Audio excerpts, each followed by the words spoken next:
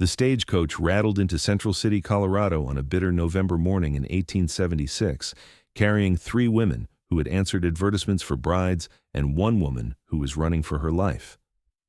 Delilah Preston pressed her face against the dusty window, watching the rugged mountains rise around them like protective giants shrouded in morning fog. She had not come west seeking a husband like the other women squeezed beside her on the hard bench seat. She had come because the alternative was a noose back in Kansas City, where her stepfather had been found dead, and she had been the only one present to take the blame. Never mind that the man had been a monster who had tried to force himself on her one too many times. Never mind that she had only pushed him away and he had fallen down the stairs in his drunken rage. The law did not care about the truth when it came to women like her, women without family or money or protection. The other 3 women chattered nervously about their prospective husbands, clutching crumpled letters and faded photographs. Delilah kept her own counsel, her worn carpet bag clutched tight against her chest. Inside were all her earthly possessions, a change of clothes, her mother's Bible, and the small derringer she had purchased with the last of her savings. She had no plan beyond disappearing into these mountains, perhaps finding work in one of the mining camps, somewhere remote enough that the law would never think to look. The stagecoach driver's shout cut through her thoughts. "Whoa there!" The vehicle lurched to a sudden stop, throwing the women forward. Delilah caught herself against the seat in front of her, her heart hammering. Through the window, she could see 4 men on horseback, emerging from the fog like specters, bandanas covering the lower half of their faces, rifles pointed directly at the coach. "Oh, Lord!" one of the bride women whispered. "Outlaws!" The door was yanked open, and a harsh voice commanded, "Everybody out! Nice and slow!" Delilah's mind raced as she climbed down with the others. The morning air was cold enough to see her breath, and the fog clung to everything, muffling sound and making the world feel smaller, more intimate and dangerous. The driver and guard had their hands raised, faces pale. The 4 outlaws kept their weapons trained on the group. "Got some pretty ladies here," one of the bandits said, his voice carrying an ugly undertone that made Delilah's skin crawl. "Maybe we take more than just the strongbox today, boys." The tallest of the outlaws moved closer, his eyes visible above his bandana scanning over the frightened women. When his gaze landed on Delilah, it lingered.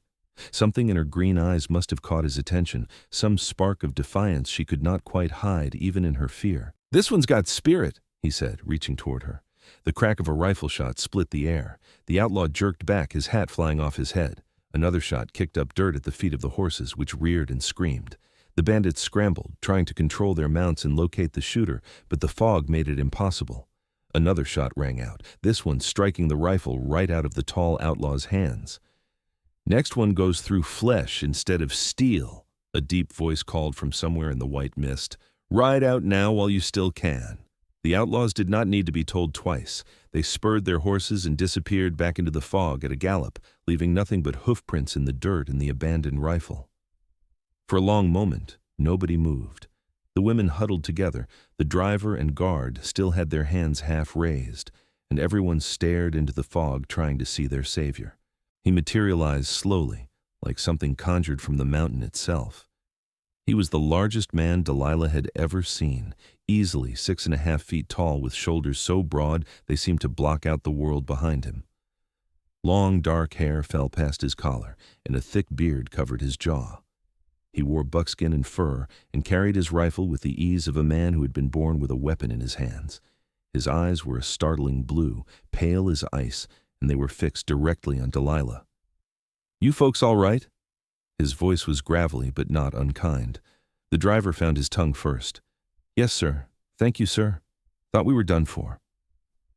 The mountain man nodded once, then walked past the driver without another glance. His boots made no sound on the ground, despite his size. He stopped in front of Delilah, those pale eyes searching her face with an intensity that made her breath catch.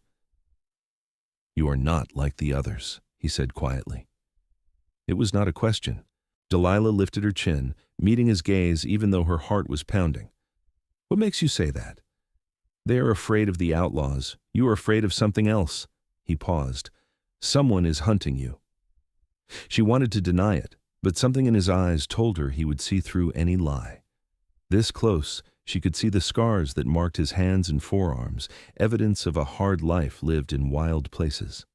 She could smell wood smoke and pine and something else, something clean and masculine that made her pulse quicken in an entirely different way than fear. "That's my business," she said. A ghost of something that might have been a smile touched his eyes. "Kade Zimmerman," he said. "I live up in those mountains. If you need to disappear for a while, I know places the law will never find. Why would you help me? You do not even know me." "I know enough." He glanced back at the driver. "These outlaws will be back with more men. This coach needs to get moving. But you," he looked back at Delilah, "you should not be on it when it reaches town. Too many questions." Delilah's mind raced. Every instinct told her that going into the mountains with a strange man was dangerous, possibly fatal. But staying on this coach meant arriving in Central City, where the law might already be waiting, where her face might be recognized from a wanted poster. At least in the mountains, she would have a chance. "All right," she said. Kade nodded once, then turned to the driver. "Tell anyone who asks that there were only 3 brides on this coach. The 4th got off at the last stop." "But sir, I cannot just—" "You can, and you will." Kade's voice did not rise, but something in it made the driver snap his mouth shut and nod vigorously. Delilah grabbed her carpetbag from inside the coach. One of the other women, a blonde girl who could not have been more than 19, caught her arm. "Are you sure about this? He's a stranger." "So are the men you came here to marry," Delilah pointed out gently. "At least I am making my own choice." The girl released her arm, looking troubled but unable to argue. Kade led Delilah away from the road into the fog and pines. Behind them, she heard the driver shouting to his horses, the crack of the whip, the rattle of the stagecoach pulling away. Then there was only silence and the soft sound of their footsteps on the needle-covered ground. They walked for what felt like hours, but was probably only 40 minutes. Kade moved through the forest-like water, finding paths where Delilah saw only obstacles.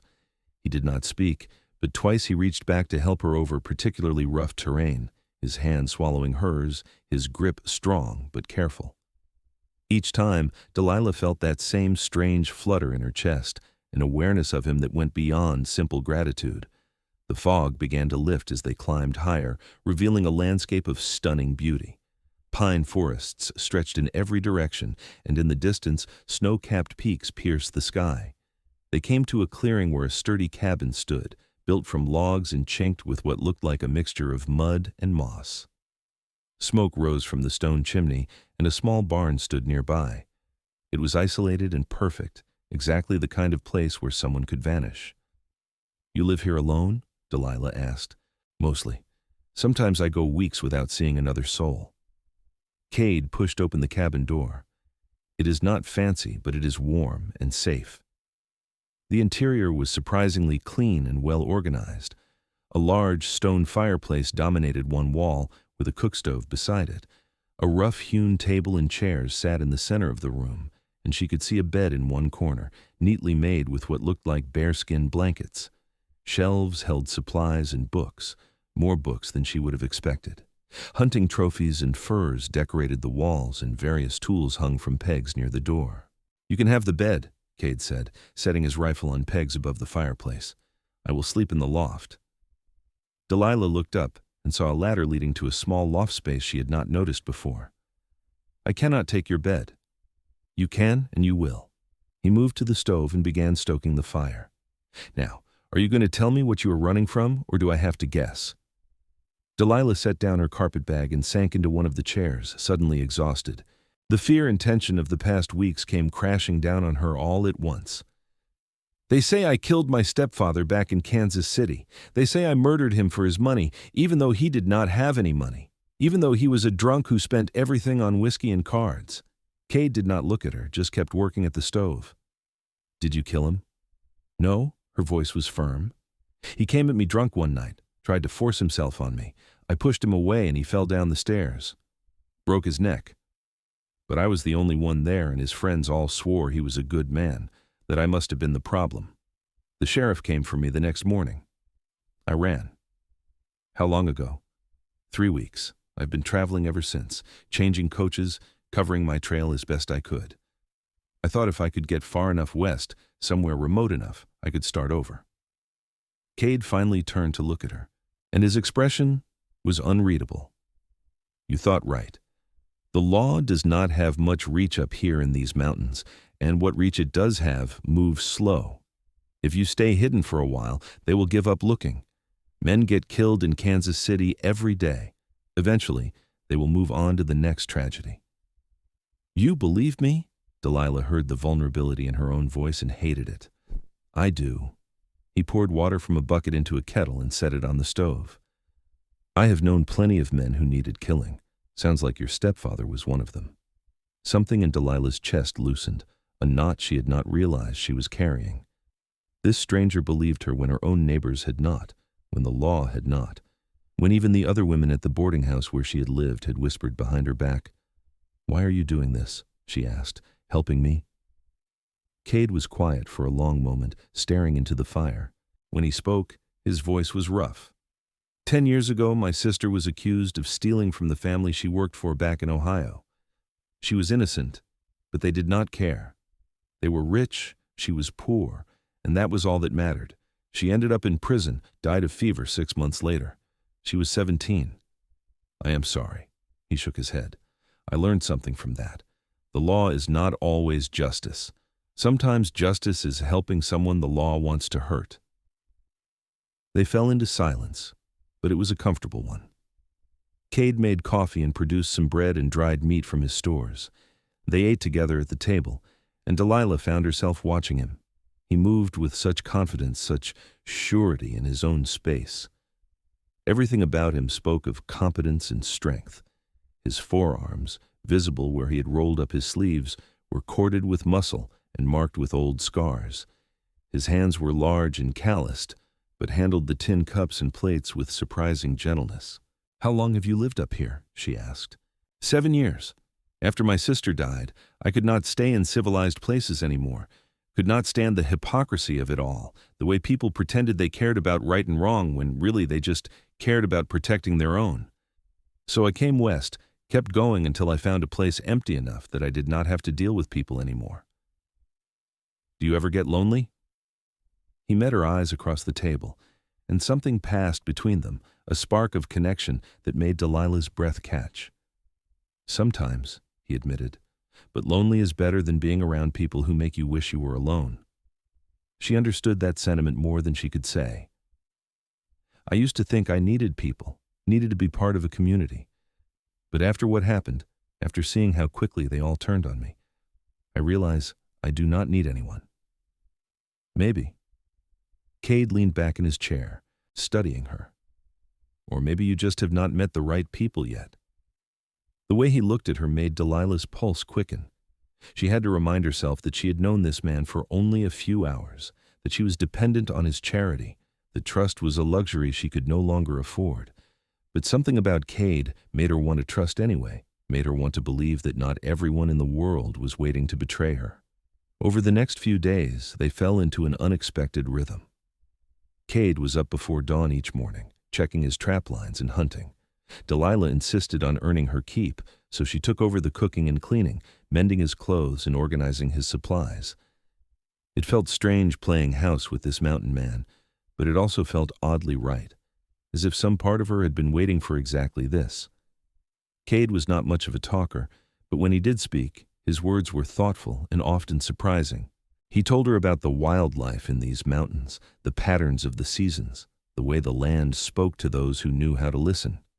He had a deep respect for nature that bordered on reverence, and Delilah found herself drawn to his perspective, so different from the noise and grasping of the cities. She told him about her life before, about her mother who had died when Delilah was 12, about the succession of her father's poor choices that had led to his death and left her in the care of a stepfather she had never wanted. About her dreams of becoming a teacher, dreams that had died when there was no money for school and she had to take work as a laundress instead. You are smart, Kade said one evening as they sat by the fire. The way you talk about things, the books you read, you would have made a good teacher. Would have, Delilah repeated, unable to keep the bitterness from her voice. But that life is gone now. Maybe that particular life does not mean you cannot teach. These mountains are full of mining camps with children who need education. Once enough time has passed, once it is safe, you could do that. The idea had not occurred to her. She had been so focused on simply surviving, on hiding, that she had not thought about actually building a new life. But as Kade spoke, she could almost see it. A little schoolhouse in some rough mining town, children learning their letters, a fresh start. "Do you really think that is possible?" she asked. "I know it is." He met her eyes, and the intensity in his gaze made her heart skip. "You are not the kind of woman who stays defeated. I could see that the moment I laid eyes on you, standing up to those outlaws with your chin lifted and fire in your eyes. I was terrified. Being terrified and being defeated are not the same thing." He reached out, and, after a moment's hesitation, took her hand. His palm was warm and rough against hers, and the contact sent electricity racing up her arm. "You are brave, Delilah Preston. Braver than most men I have known." She could not speak, could barely breathe. The cabin suddenly felt very small, the space between them charged with something she did not quite know how to name. Kade's thumb brushed over her knuckles, a gesture so gentle it made her want to weep. "Kade," she whispered, not sure what she was asking for. He pulled his hand back abruptly and stood, moving to the window. "You should get some sleep. Morning comes early up here." Delilah felt the loss of his touch like a physical ache, but she nodded and retreated to the bed in the corner. She lay awake for a long time, listening to Kade climb the ladder to the loft, hearing the creak of the boards above her as he settled in for the night. She thought about his hand on hers, the way he looked at her, the strange flutter in her chest whenever he was near. She was falling for him. The realization hit her with the force of a physical blow. She was falling for this mountain man who had saved her, who had offered her sanctuary, who looked at her like she was something precious instead of something to be used or discarded. It was foolish and dangerous and completely unavoidable. The next morning, Kade announced he needed to go into town for supplies. "Central City is too close, but there's a smaller settlement about a day's ride west. I will be gone overnight." Delilah felt a flutter of panic. "What if those outlaws come looking? What if they tracked us?" "They did not. I made sure of it." He checked his rifle, then pulled another gun from a cabinet and handed it to her. "But just in case, you know how to use this?" She nodded. "My father taught me before he died." "Good. Stay inside. Keep the door barred. I will be back tomorrow by sundown." He hesitated, then added, "I do not like leaving you." "I will be fine. I am not helpless." "I know." The corner of his mouth lifted in that almost smile. "That is one of the things I like about you." He left, and the cabin felt impossibly empty without him. Delilah tried to keep busy, but her mind kept drifting back to his words. "One of the things I like about you." What were the other things? Did he feel this pull between them the same way she did? Or was she reading too much into the kindness of a man who was simply helping someone in need? The day passed slowly. She cleaned, cooked, read from one of Kade's books. When darkness fell, she barred the door and settled into bed. But sleep was elusive. Every sound made her jump, and she found herself wishing Kade was there, his solid presence a comfort she had come to rely on more than she should. She must have eventually dozed off because she woke with a start to the sound of horses outside. Her heart hammered as she grabbed the rifle Kade had left her and moved to the window. In the pale moonlight, she could see 3 figures approaching the cabin. The outlaws. They had found her after all. She backed away from the window, mind racing. There were 3 of them and 1 of her.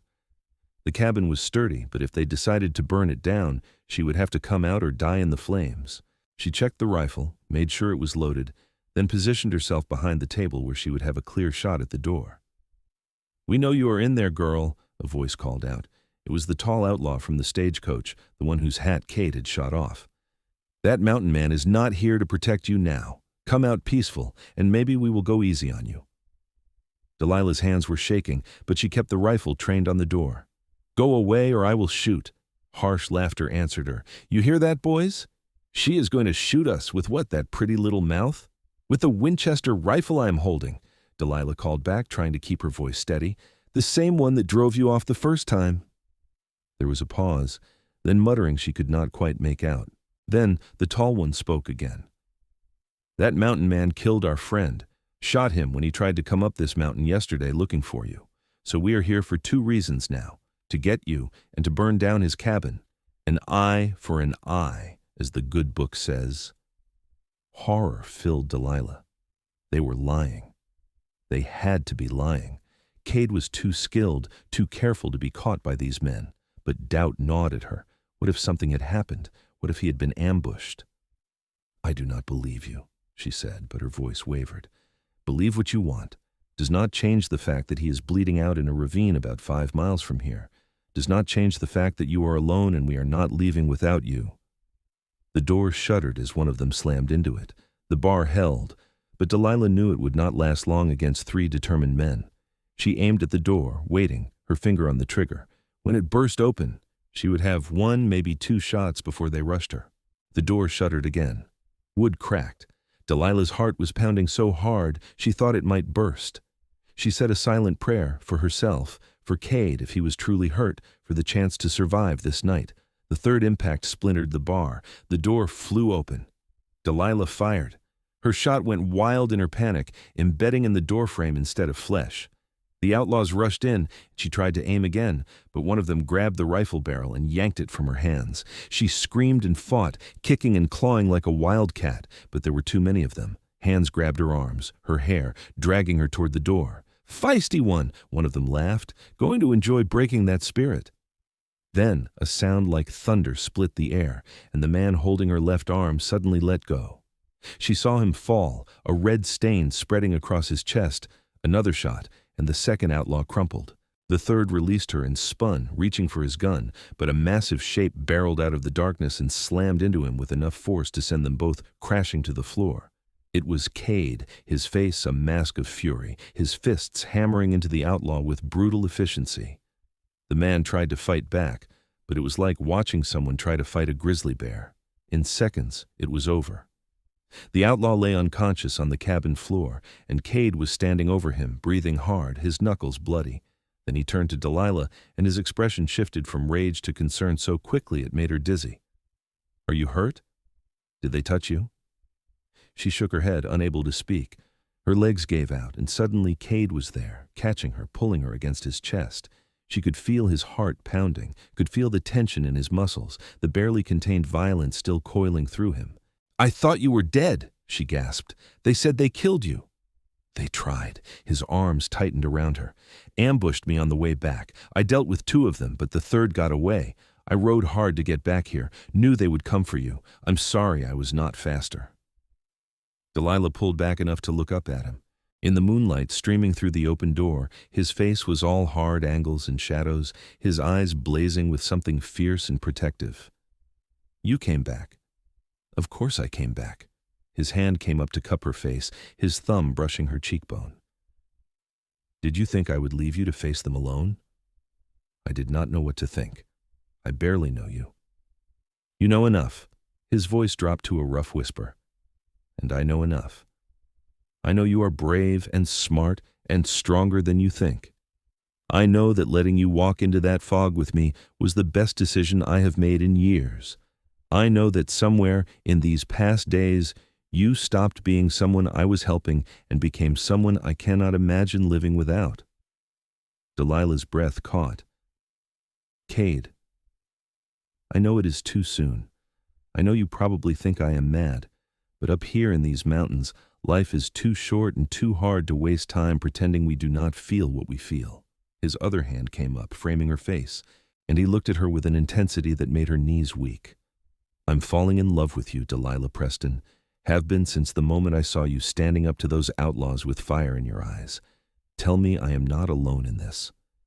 Tears pricked her eyes, but for the first time in weeks they were not tears of fear or desperation.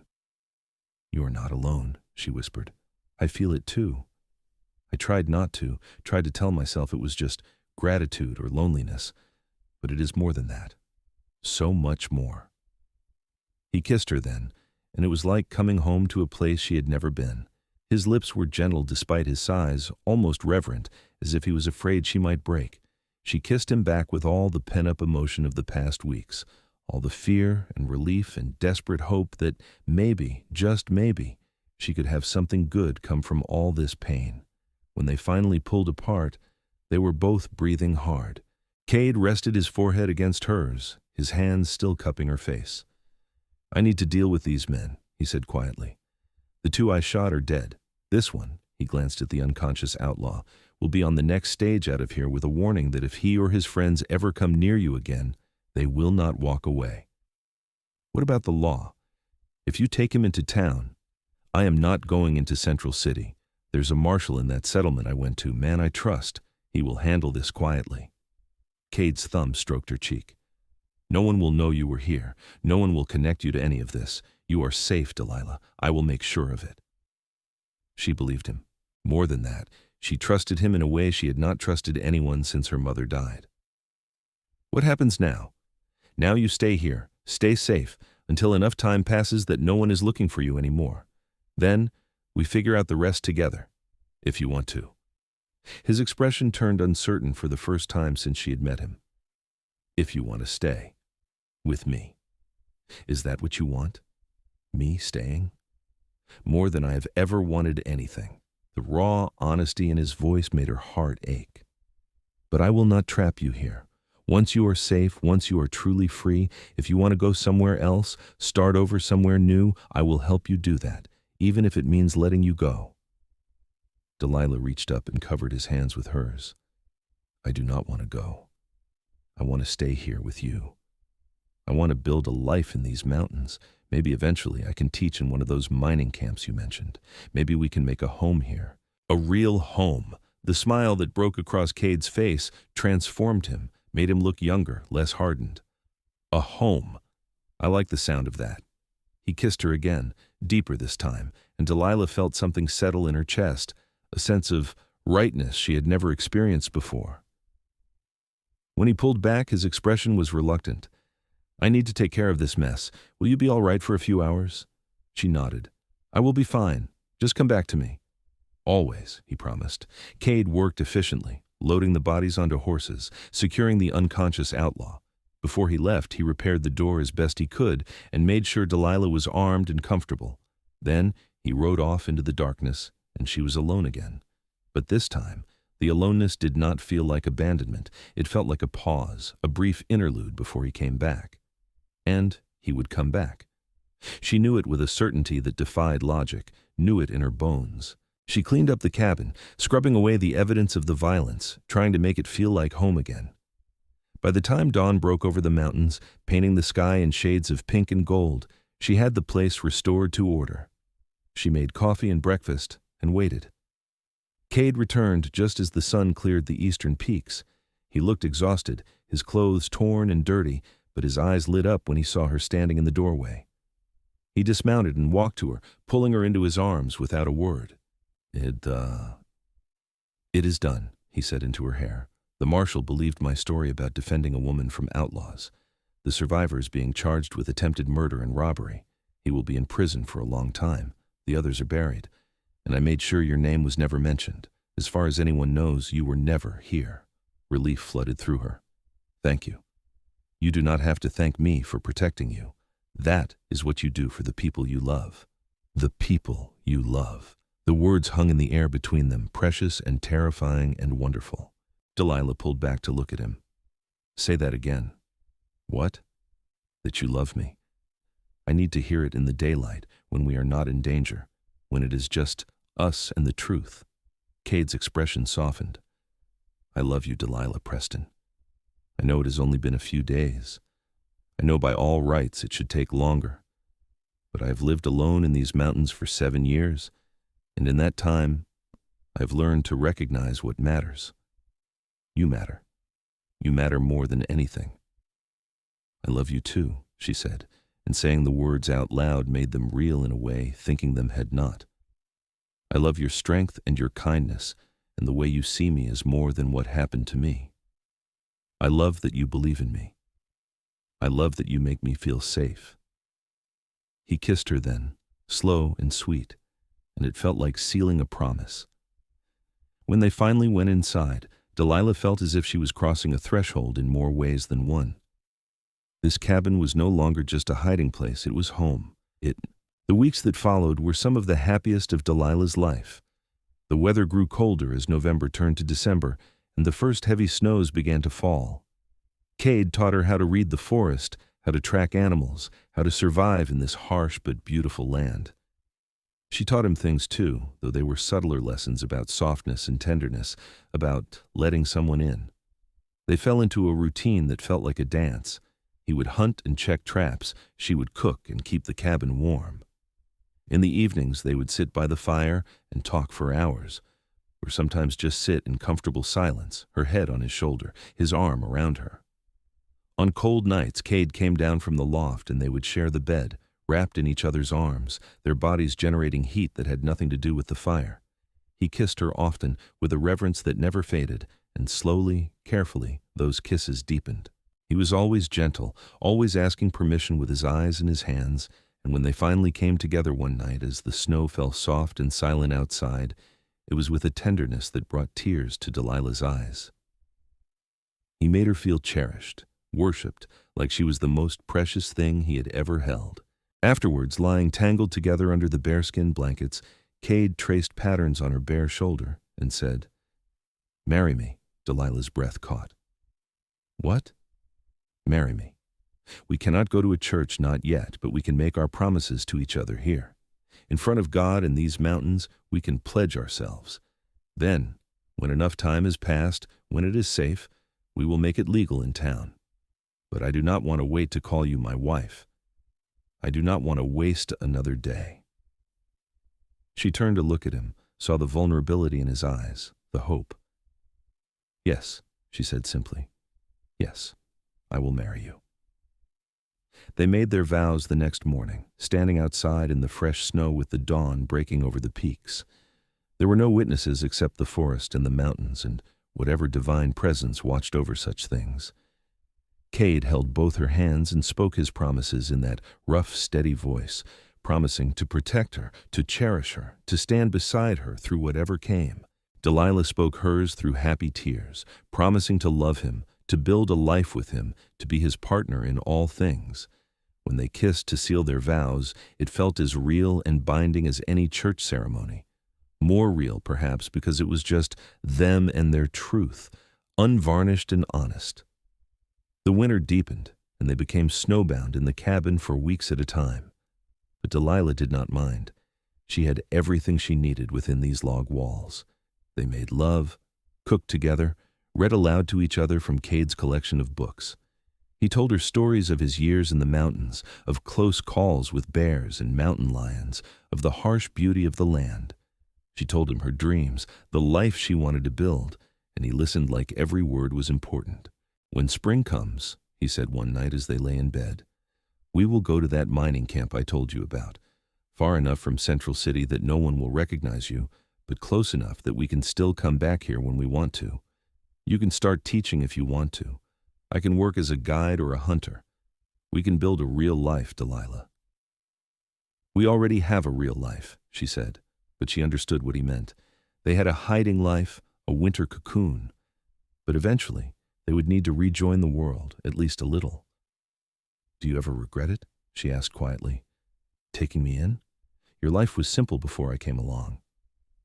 Kade pulled her closer, his chin resting on top of her head. "Simple is not the same as good. I was existing before you, not living. Now I am living. How could I regret that?" As winter slowly gave way to spring, they began making plans. Kade rode out once the passes were clear, going to the mining camp he had mentioned. When he returned 3 days later, his eyes were bright with excitement. "There is a place for us," he said, sweeping her into his arms. "The camp has maybe 200 people, a third of them children with no school.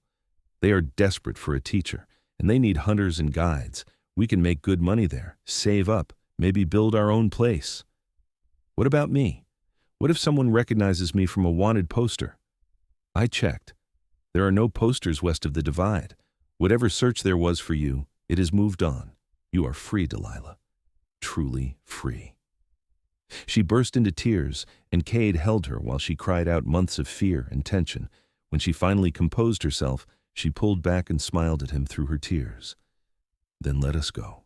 Let us start our life." They spent a week preparing, packing up supplies, deciding what to bring and what to leave at the cabin. They would keep this place, Kade insisted. It would always be their refuge, somewhere to escape when the world became too much. The mining camp was called Silver Ridge, and it was rougher than anywhere Delilah had ever been. Canvas tents and rough lumber buildings lined muddy streets, and the sound of picks and shovels echoed through the valley day and night. But the people were welcoming, especially when Kade introduced Delilah as his wife. No one questioned it. No one asked for proof. In this wild place, your word was enough. The camp had a building they used for meetings and church services, and they let Delilah use it for school. Within a week, she had 15 students ranging from age 6 to 14, eager to learn. It was hard work, teaching children with such varied skill levels, but it was also deeply satisfying. For the first time since her mother's death, Delilah felt like she was doing something that mattered, something that made a difference. Kade thrived too.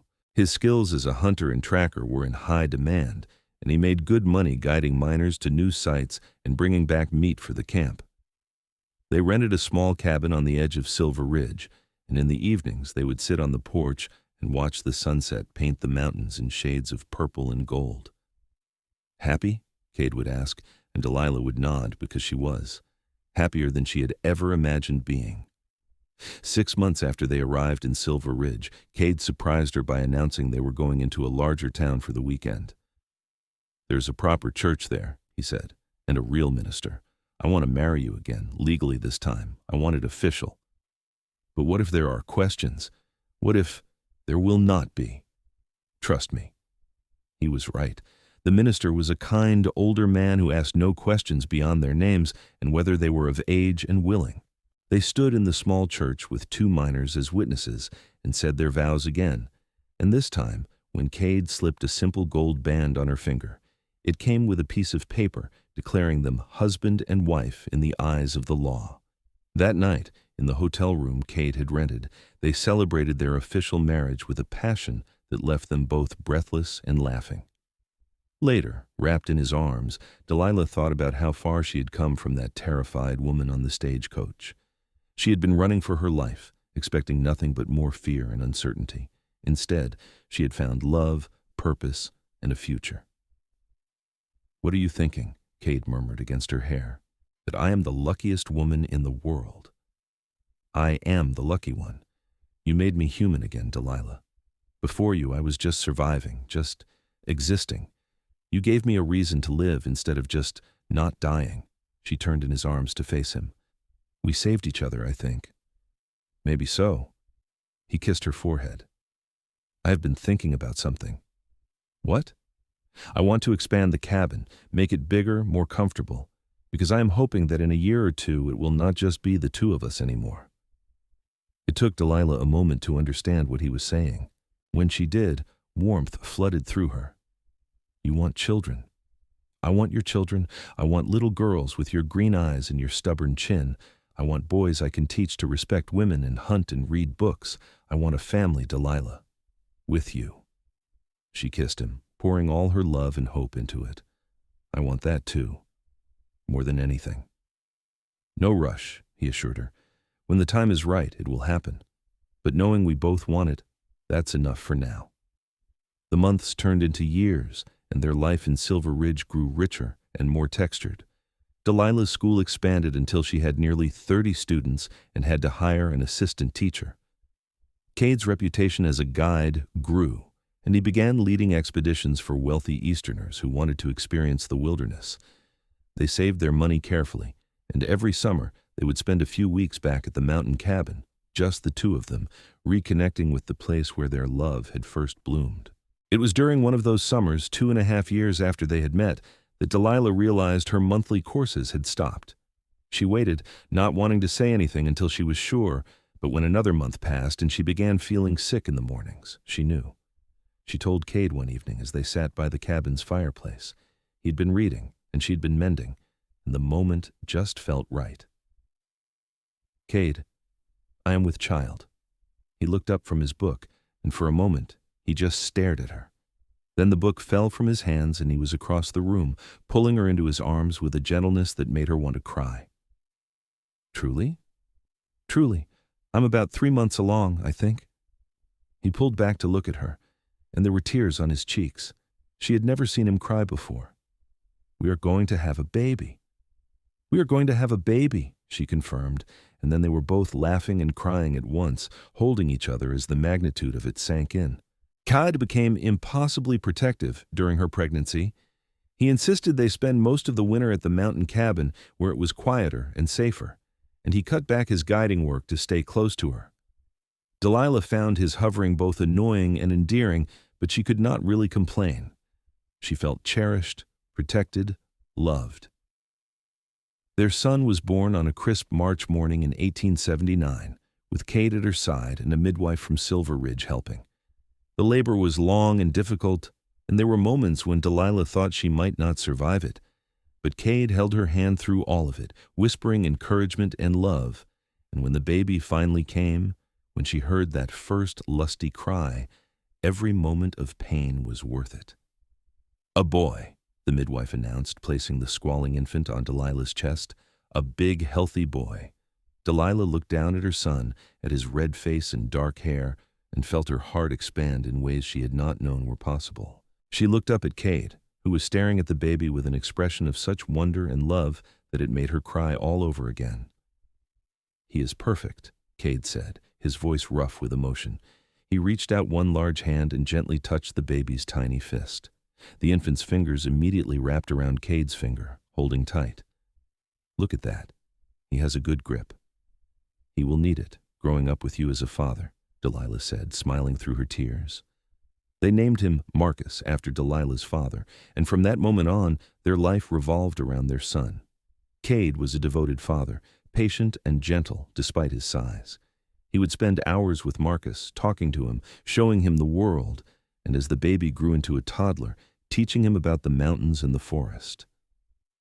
Delilah went back to teaching when Marcus was 6 months old, bringing him with her to the schoolhouse. The students adored having a baby in the classroom, and it worked well until Marcus became mobile and started causing chaos. After that, they hired a woman from the camp to watch him while Delilah taught. Life was full and rich and sometimes exhausting, but Delilah would not have traded it for anything. Every night she fell asleep in Kade's arms, their son in a cradle beside their bed, and thought about how lucky she was. She had gone from having nothing, from being hunted and alone, to having everything that mattered. When Marcus was 2, Delilah found herself pregnant again. This time, she recognized the signs earlier, and this time, the pregnancy was easier. Their daughter was born in the summer of 1881, a tiny, delicate thing with Delilah's green eyes and Kade's dark hair. "What should we call her?" Kade asked, cradling his daughter with the same gentle reverence he had shown Marcus. "Catherine," Delilah said, "after your sister, so a part of her lives on." Kade's eyes filled with tears, and he bent to kiss Delilah's forehead. "Catherine, it is perfect. Thank you." With 2 children, life became even more chaotic. Marcus was a whirlwind of energy, constantly getting into mischief, while Catherine was quieter, more observant. They were a handful, but they were also a joy. Watching Kade with them, seeing how patient and loving he was, made Delilah fall in love with him all over again every single day. As the years passed, Silver Ridge grew from a rough mining camp into a proper town. They built a real school building, and Delilah became its official school teacher, complete with a salary from the town council. Kade shifted from guiding to working as a deputy marshal, using his tracking skills to help keep the peace in the growing community. They built a larger house on the edge of town with a big porch and a garden, though they still spent their summers at the mountain cabin, wanting their children to grow up knowing and respecting the wilderness. When Marcus was 8 and Catherine was 6, they took a trip to Denver. It was the first time Delilah had been in a real city since she had fled Kansas City, and she was nervous. But so much time had passed, and she looked so different now, older and settled and happy, that no one gave her a second glance. She was just another frontier wife with her family, nothing remarkable or memorable. They stopped at a newspaper office, and on a whim, Delilah asked to look at old papers from Kansas City. The clerk brought her a stack, and she paged through them until she found what she was looking for. An article from 1876, just a few months after she had fled. "Body identified in Kansas City incident," the headline read. "New evidence suggests stepfather's death was accidental. Witness comes forward. All charges dropped." Delilah stared at the words, reading them over and over. Someone had come forward. Someone had told the truth. The charges had been dropped. For years she had been carrying the weight of being wanted, being hunted, and it turned out she'd been free all along. She showed the article to Kade, who read it carefully. When he looked up, his expression was gentle. "How do you feel?" "I do not know," she admitted. "Relieved, I suppose, but also it does not really change anything, does it? I mean, everything we built thinking I was running. Now I know I was not, but our life is the same." "No," Kade said slowly. "It is not quite the same. Because now you never have to look over your shoulder again. Now you can be completely free. Not just practically free, but truly free. No more shadows, Delilah. No more fear." He was right, and as the realization sank in, Delilah felt something in her chest loosen, a tension she had been carrying for so long she had forgotten it was there. She was free.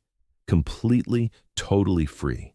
Free to live her life without fear, to be fully present in every moment, to embrace the future without the past haunting her. That night, in their hotel room with the children asleep in the adjoining room, Kade made love to her with a tenderness that brought tears to her eyes. Afterwards, he held her close and whispered, "I would do it all again, every moment, every choice. It all led me to you, and that makes everything worth it."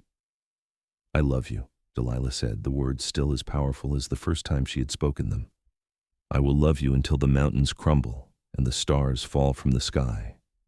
"And I will love you beyond that," Kade replied, "into whatever comes after, for always." They returned to Silver Ridge and settled back into their life with a new lightness. Delilah threw herself into teaching with renewed passion, and Kade continued his work as deputy marshal, keeping their growing town safe. They watched their children grow and thrive, Marcus becoming more like his father every day, strong and protective, while Catherine showed signs of her mother's intelligence and determination. When Marcus was 12 and Catherine was 10, Delilah found herself pregnant for a third time. It was unexpected, as she had thought her childbearing years were behind her, but it was also welcome. This pregnancy was harder than the others, and Kade worried constantly, but in the spring of 1889, they welcomed another son, naming him Daniel after Kade's father. By then, they were well established in Silver Ridge. Delilah was the most respected teacher in the territory, with former students scattered throughout Colorado and beyond. Kade had become the town marshal, a position that suited him perfectly. Their house was always full of noise and laughter, children and friends, the kind of vibrant life Delilah had once thought impossible. On their 10th wedding anniversary, the official one with the license, Kade surprised her by taking her back to the mountain cabin. It was just the two of them, the children staying with friends in town, and as they rode up into the high country, Delilah felt years falling away. They were no longer the frightened woman and the solitary mountain man who had met in the fog. They were partners, parents, pillars of their community. But here, in this place where their love had first bloomed, they could remember who they had been and marvel at who they had become. "Do you remember the first night I brought you here?" Kade asked as they sat on the porch, watching the sunset over the peaks. "I remember being terrified and trying not to show it. I remember thinking you were the largest, most intimidating man I had ever seen." He laughed. "And now?" "Now I think you are the largest, most intimidating man I have ever seen, but I also know that you are the gentlest, kindest, most loving person I have ever known." She reached over and took his hand. "You saved my life, Kade. In every way a person can be saved." "We saved each other," he said, echoing the words she had spoken so long ago. "I was half alive before you, just going through the motions. You made me whole, Delilah. You gave me purpose and joy and a family. You gave me everything." They made love that night with the windows open, the cool mountain air washing over them, and it was as passionate and tender as their first time had been. Afterwards, wrapped in each other's arms, Delilah thought about everything they had been through, all the fear and danger and uncertainty that had brought them together.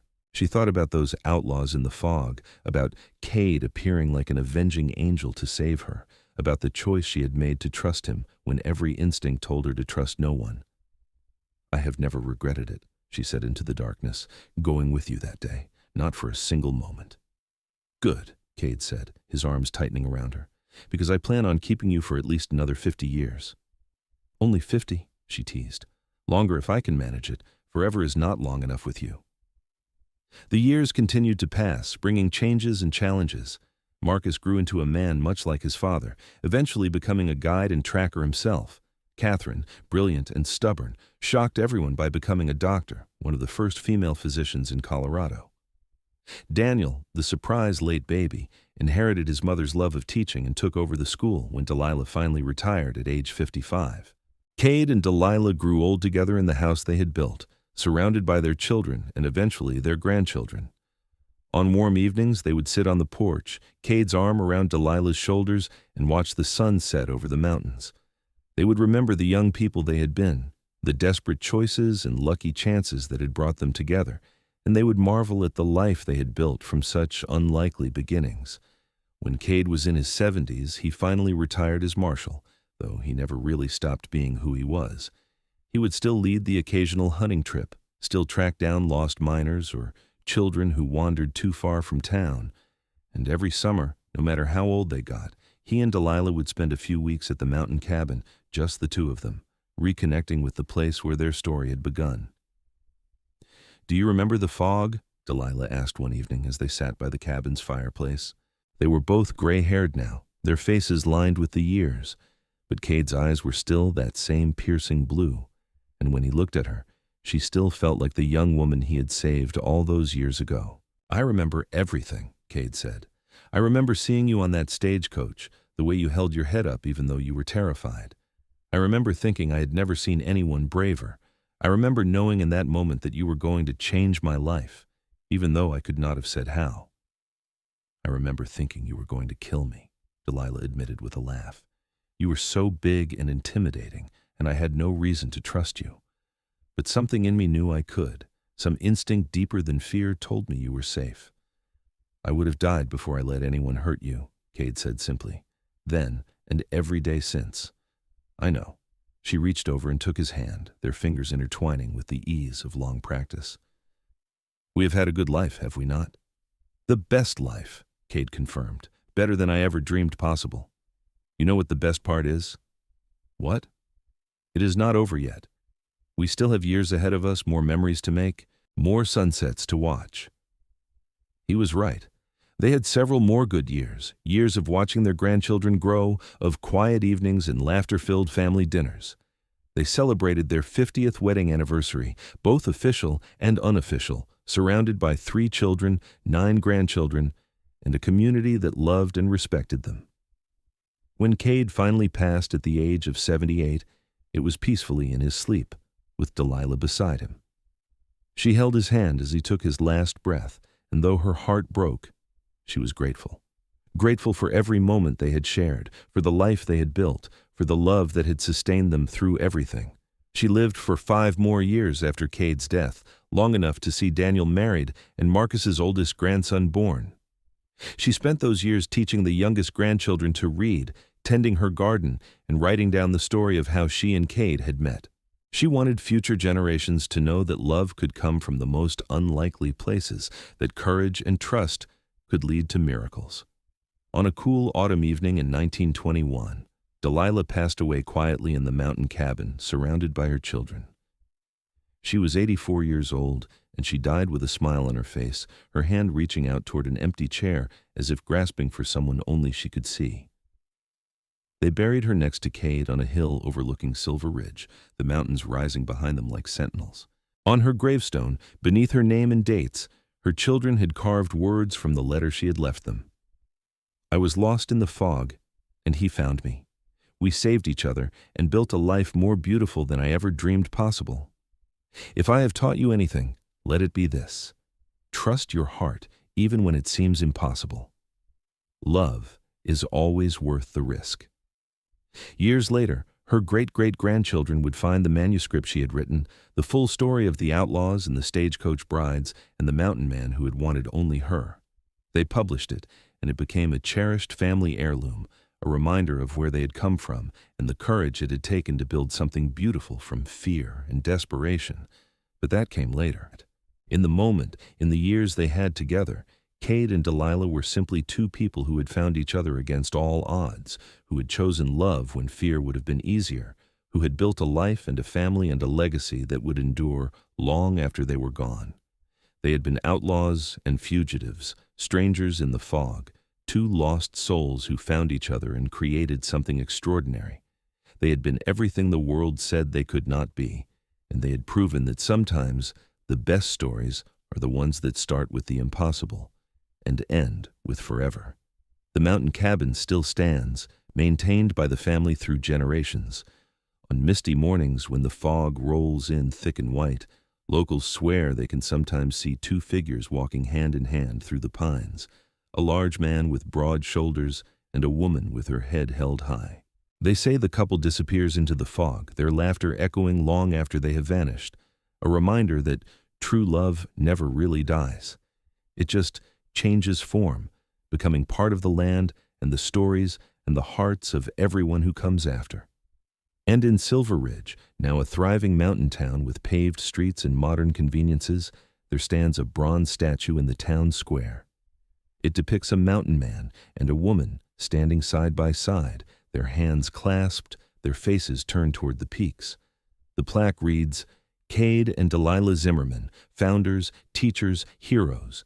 They taught us that courage comes in many forms and love is the greatest adventure of all."